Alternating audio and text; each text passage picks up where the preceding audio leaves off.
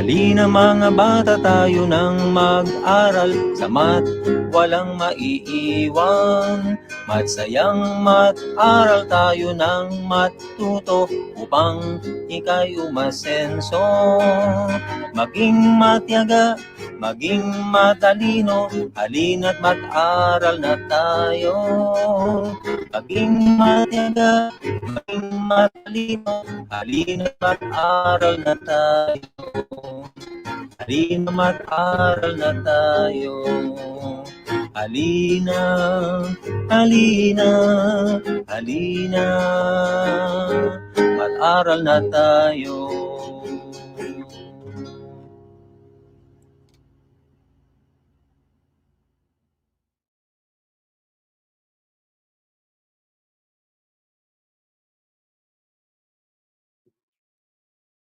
Hello everyone, good morning and mabuhay once again. My name is Ryan G. Silverbo, teacher from Mataas na Paaralang Maria Gonzalez, and welcome back to our Project SOAR series of online academics reviews of mathematics CLAID learning module. Kanina, nag-discuss ng review lesson si Sir Marvin, and I hope nag-enjoy tayo. This time, we shall proceed with grade 8, week 2 naman. Okay? Before we proceed, let me introduce to you our review facilitator, teacher facilitator. He is from City of Mandaluyong Science High School, certified MTech trainer, handling grade 8 statistics and advanced algebra, and grade 10 analytic geometry. Ang husay, a graduate from Rizal Technological University, Bachelor of Science in Secondary Education, major in Mathematics. Mga bata, let us all welcome Sir John Francis S. Cultura. Sir Francis, it's your turn. Good luck.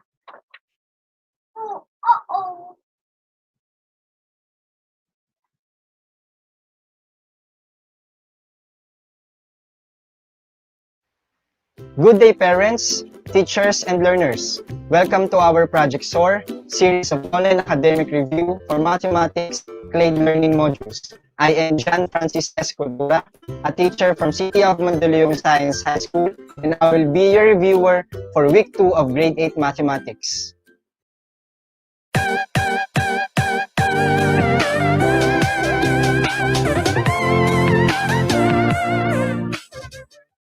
Let's start with factoring polynomials, the sum and difference of two cubes. First, what is a perfect cube? A perfect cube is a number that is the cube of an integer. For example, 125 is a perfect cube since 125 is equal to 5 times 5 times 5, which is also equal to 5 cubed. What is a cube root? The opposite of the number is finding the cube root. Since 5 cubed is equal to 125, the cube root of 125 is 5. In symbols, we have this one. The cube root of a perfect cube is an integer. It is possible to get the cube root of a negative number. For example, the cube root of negative 125 is equal to negative 5. Let's proceed. A polynomial in the form a cubed plus b cubed is called the sum of two cubes. To factor, we need to follow the formula below. We have a cubed plus b cubed is equal to the product of the binomial a plus b and the trinomial a squared minus ab plus b squared. Meron po tayong note dito. The acronym SOAP is an easy way to remember the order of signs or operations in factoring the sum of two cubes. So S stands for same sign, O, opposite sign, and AP, that's always positive. Same sign dahil ang operation po natin dito ay addition. So we have plus or positive. Opposite sign, minus or negative. Always positive, this is always positive or plus sign. Next, a polynomial in form a cubed minus b cubed is called the difference of two cubes. To factor, we need to follow the formula below. We have a cubed minus b cubed is equal to the product of the binomial a minus b and the trinomial a squared plus ab plus b squared. So again, we can use the acronym SOAP para po maalala natin ang order of signs and operations in factoring difference of two cubes. Since minus sign po ang meron tayo sa difference of two cubes. This is same sign, opposite sign, and this is always positive. Let's have an example. In this case, we have x cubed plus 64. Ang magiging pattern po natin ay a cubed plus b cubed is equal to the product of the binomial a plus b and the trinomial a squared minus ab plus b squared. First step, determine the cube root of the first term of the given binomial. In this case po, ang ating given binomial ay x cubed plus 64. And our first term here is x cubed. So we need to get the cube root of x cubed, which is equal to x. Next step, determine the cube root of the second term of the given binomial. So ang second term naman po natin dito ay 64. So get the cube root of 64, which is equal to positive 4. Next, we can now identify the binomial factor, which is x plus 4. In this case po, pwede na po nating sabihin na si x ay ang ating A at si 4 ang ating B sa ating pattern na ito. Next step, determine the square of the first term of the binomial factor. Ang ating binomial factor po ay x plus 4. Ang ating first term dito ay x. So we need to square it. So the answer is x squared.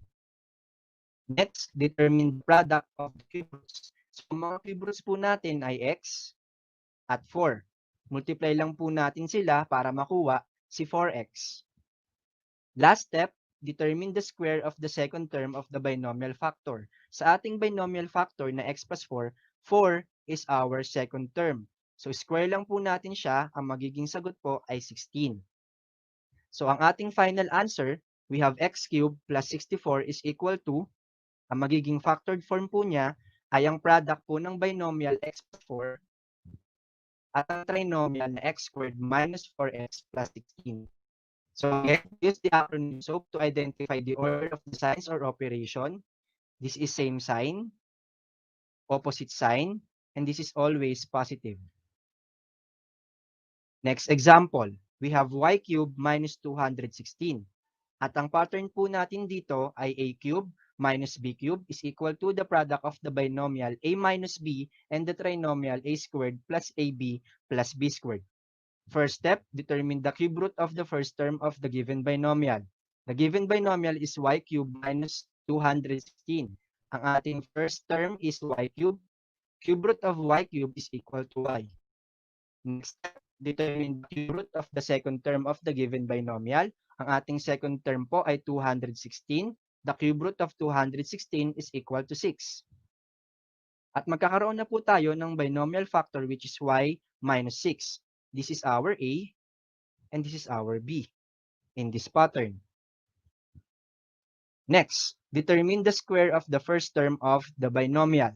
So ang ating first term po sa ating binomial factor ay y. So we need to square it, that's y squared. Next, determine the product of the cube roots. Ang cube roots po natin ay y at 6. We multiply them to get 6y. And last step, determine the square of the second term of our binomial factor, which is y minus 6. Ang second term po natin dyan ay 6. We need to square it. So we have 36. And our final answer is y cubed minus 216 is equal to the product of the binomial y minus 6 and the trinomial y squared plus 6y plus 36 following the acronym SOAP. Same sign, opposite sign, always positive. Next example, we have 2m raised to 4 minus 4m. First, identify po muna natin kung merong greatest common factor ang mga terms sa ating binomial. In this case po, meron po tayong 2m as our GCF. We need to factor out the GCF in the given binomial. So ang kakalabasan po ay 2m times the binomial m cubed minus 27. So paano ko po nakuha si m cubed minus 27? We have 2m raised to 4 divided by 2m. So that's m cubed minus 54m divided by 2m. Makukuha po natin ay 27. Ngayon po ay meron po tayong m cubed minus 27 which is an example of difference of two cubes. Kunin po muna natin ang cube root ni m cubed which is m. Next, kunin po natin ang cube root ni 27 which is 3. At ang pattern po natin dito ay a cubed minus b cubed is equal to the product of the binomial a minus b and the trinomial a squared plus ab plus b squared. Ang magsisilbing a po natin ay m at ang b po natin ay 3. Following the pattern po, ang magiging sagot po natin ay 2m which is the GCF times the binomial m minus 3 and the trinomial m squared plus 3m plus 9. So following the pattern po, ito po ang ating a minus b. This is our a squared plus ab plus b squared. Again, following po ang ating acronym SOAP which is same sign, opposite sign, and always positive. Ang sunod po natin pag-uusapan is all about factoring by grouping. In some cases, there is no common factor for all the terms in a polynomial. If you have 4 or more terms with no GCF, then we can use factoring by grouping. We have the steps here. First, we need to group the terms that have a common monomial factor. There will be usually 2 groups and sometimes the terms must be rearranged. Number 2, factor out the common monomial factor from each group. Number 3, we need to factor out the binomial factor. Example number 1, 12x cubed minus 9x squared plus 8x minus 6. So first step, we need to group the terms that have a common monomial factor. So in this case po, ginrupo ko po ang ating given into 2 groups. We have 12x cubed minus 9x squared as our first group plus the second group 8x minus 6.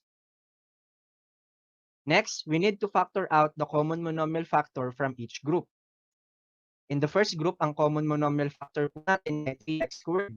At sa second group naman po, ang ating common monomial factor ay 2. So we need to factor out the common monomial factor. Kaya po, kaabasan po, we have 3x squared times the quantity 4x minus 3 plus 2 times the quantity 4x minus 3. Saan po natin nakuha si 4x minus 3? First, in the first group po, 12x cubed divided by 3x squared is equal to 4x. Minus 9x squared divided by 3x squared is equal to 3. At sa pangalawang grupo naman po, 8x divided by 2, we have 4x. Minus 6 divided by 2 is 3. Next step po natin, we need to factor out the common binomial factor. And obviously, our common binomial factor here is 4x minus 3. So we have 4x minus 3 times the binomial 3x squared plus 2. So pag-iisahin lang po natin si 4x minus 3 dito at ang matitirang 3x squared plus 2 ay mapupunta po dito sa pangalawa. At ang magiging factored form po ng 12x cubed minus 9x squared plus 8x minus 6 is equal to the product of the binomials 4x minus 3 and 3x squared plus 2. Next example, we have 2mx plus 2ny plus 4my plus nx. First po, we need to rearrange and group the terms that have a common monomial factor. In this case po, ginrupo ko po sila at inarrange ko sila base sa mga common monomial factor nila. Sa first group po, we have 2mx plus 4my. At sa second group, we have nx plus 2ny. Factor out the common monomial factor from each group. Ang common monomial factor po sa first group natin is 2m. Sa second group po ay n. So we need to factor out the common monomial factor. So ang kakalabasan po ay 2m times the quantity x plus 2y plus n times the quantity x plus 2y. Next, we need to factor out the common binomial factor. And in this case po, ang ating common binomial factor ay x plus 2y. So ang magiging sagot po natin x plus 2y times the binomial 2m plus n. So pag-isahin lang po ulit natin si x plus 2y at ang matitira ay 2m plus n. At siya po ang pupunta dito. So the factored form of 2mx plus 2ny plus 4my plus nx is equal to the product of the binomials x plus 2y and 2m plus n. Next, we have the factoring general trinomials. Sa ating CLAID learning po, naituro ang factoring x squared plus bx plus c at ang factoring ax squared plus bx plus c using trial and error. Ngayon po ay magtuturo ako ng iba pang method on how to factor general trinomials. The first method po ay tinatawag pong x-box method. Pwede po itong gamitin sa general trinomial in the form ax squared plus bx plus c where a is equal to 1. Example number 1, x squared plus 6x plus 8. Identify natin si A, B, and C. In this case po, A is 1, B is 6, and C is 8. At ngayon ay bumuo tayo ng x.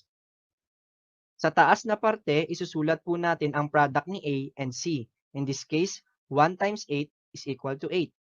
Sa baba, isusulat po natin si B. In this given, B is equal to 6. Ngayon po, sa dalawang gilid ng x, iisip po tayo ng factor ni 8 na ang sum ay positive 6. So we have 2 and 4. Since 2 times 4 is 8 and 2 plus 4 is equal to 6. After this method po, punta po tayo kay box. Hatiin natin ang kahon sa 4. Sa unang kahon, isulat po natin ang first term po natin which is x squared. At sa huling kahon, isulat po natin ang last term which is 8. At sa dalawang kahon po, isulat po natin ang naisip nating factors kanina which is 2 and 4 at i-multiply natin sa x. We have x and 4x.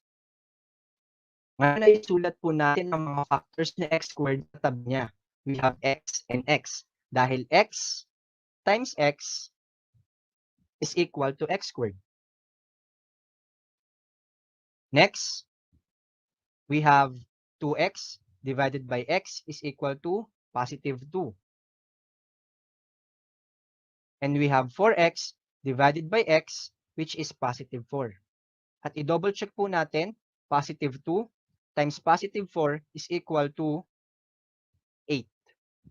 So ang magiging factor form po, x squared plus 6x plus 8, in this case, kunin lang po natin itong nasa gilid at nasa taas ng box. We have x plus 2 times x plus 4.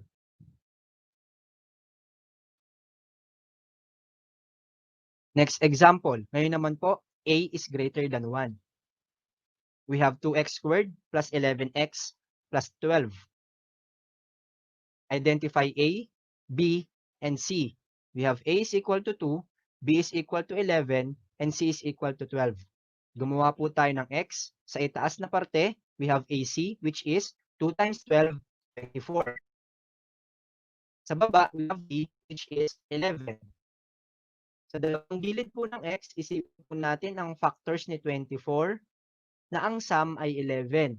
So we have 8 and 3. Since 8 times 3 is 24 and 8 plus 3 is 11. Bumuo tayo ng kahon. Hatiin sa 4. Sa unang parte ng kahon, we have 2x squared. Sa huling parte, we have the last term 12. At sa dalawang kahon na wala pang laman, isusulat po natin ang factors na 8 and 3 at i-multiply sa x. So we have 3x and 8x. Isulat natin ang factors ni 2x squared sa kanyang tabi. We have 2x and x. Dahil x times 2x is equal to 2x squared. Next, 8x divided by 2x is positive 4. 3x divided by x is positive 3. At i-double check po natin, 4 times 3 is equal to 12. Ngayon, ang factored form ni 2x squared plus 11x plus 12 ay equal to the product of the binomials 2x plus 3 and x plus 4. Ngayon, ang pangalawang method na ituro ko sa inyo ay AC method. Ito ay madaling paraan para ma-factor natin ang general trinomials in the form of ax squared plus bx plus c, which is a is greater than 1.